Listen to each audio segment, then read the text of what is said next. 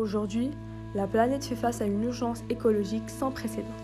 La dégradation des écosystèmes, le drame de la vie sur Terre, la perte de la biodiversité, la pollution et les effets du changement climatique sont autant de signaux d'avertissement. Une alerte, bien que mondiale, se fait ressentir à l'échelle locale. Le Maroc n'y échappe pas.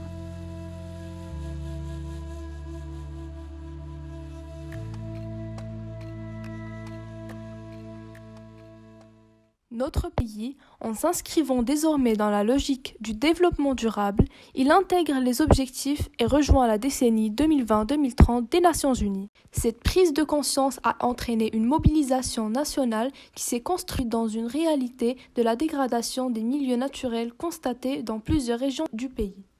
Le premier cycle de conscientisation, on va dire, au niveau mondial, quand il début des années 70.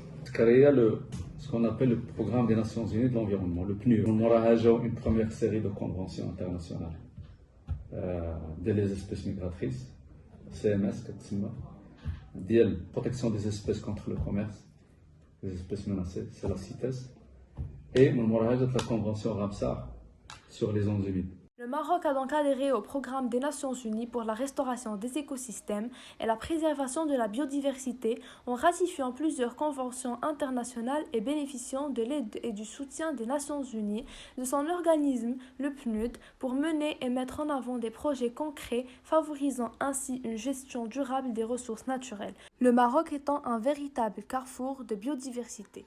Alors le PNUD accorde une importance cruciale à la question de la protection et la préservation de l'environnement et au développement inclusif et durable.